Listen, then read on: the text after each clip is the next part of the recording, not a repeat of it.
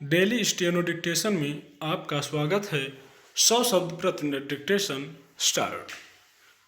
अब सरकार ने निजी बैंकों के लिए भी सरकारी लेन देन का रास्ता खोल दिया है।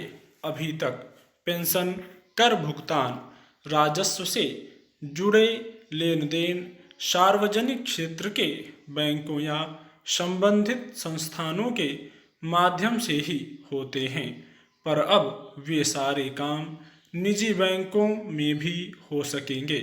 केंद्रीय वित्त मंत्री ने इस फैसले के बारे में जानकारी देते हुए उम्मीद जताई है कि इससे बैंकिंग क्षेत्र में प्रतिस्पर्धा बढ़ेगी और लोगों को काफ़ी सहूलियत हो जाएगी।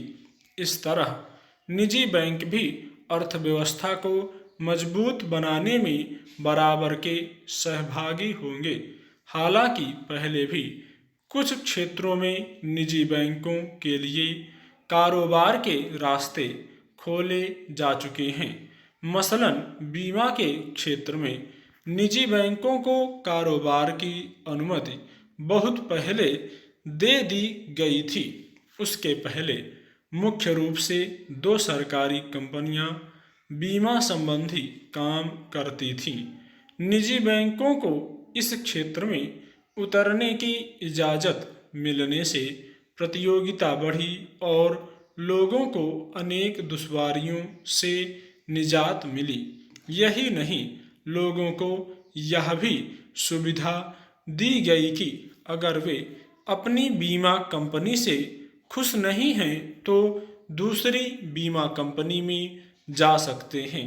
इससे हर निजी बैंक और बीमा कंपनी लोगों को आकर्षित करने के लिए बेहतर सेवाएं उपलब्ध कराने का प्रयास करती हैं। अभी तक लोगों को अपनी पेंशन आदि के लिए सार्वजनिक क्षेत्र के किसी बैंक में खाता खुलवाना होता है और उसी की मार्फत वे उसका भुगतान प्राप्त कर सकते हैं। कई लोगों की शिकायत रहती है कि उनकी पेंशन का भुगतान समय पर नहीं मिल पाता या बैंक उनके साथ ठीक से व्यवहार नहीं करते। अब इसके लिए निजी बैंकों को भी इजाज़त मिलने से निस्संदेह प्रतिस्पर्धा बढ़ेगी।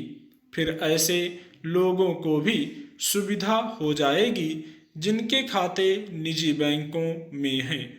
अब वे पेंशन पाने के लिए अलग से बैंक खाता खुलवाने को बाध्य नहीं होंगे। इसी तरह करों के भुगतान की सुविधा निजी बैंकों में मिलने से बहुत सारे लोगों को बेवजह कुछ खिड़कियों पर कतार में नहीं लगना पड़ेगा। खिड़कियों का विस्तार होगा और लोग अपनी सुविधा से उनका चुनाव कर सकेंगे। बचत पत्रों की खरीद भी अब केवल सरकारी बैंकों और डाकघरों तक सीमित नहीं रहेगी, बल्कि निजी बैंकों से भी इनकी खरीद की जा सकती है।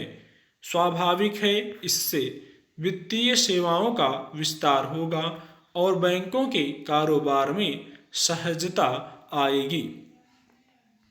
दरअसल सरकारी योजनाओं और राजस्व संबंधी लेन देन इसलिए सार्वजनिक बैंकों में अनिवार्य किया गया था कि किसी अनियमितता की स्थिति में सरकार खुद उसकी भरपाई के लिए जिम्मेदारी ले सकेगी।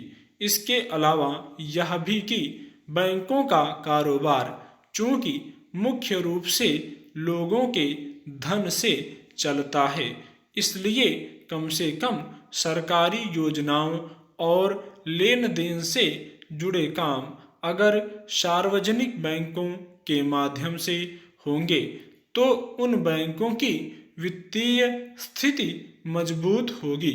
चूंकि सरकारी योजनाओं के लिए धन आवंटन, कर्ज आदि की जिम्मेदारी सार्वजनिक बैंकों पर होती है, इसलिए उनकी स्थिति जब तक सुदृढ़ नहीं होगी, सरकारी योजनाओं को गति दे पाना मुश्किल होगा। पिछले कुछ सालों से सरकारी बैंकों की माली हालत कुछ ठीक नहीं है। उनका बहुत सारा पैसा बट्टे खाते में फंसा हुआ है।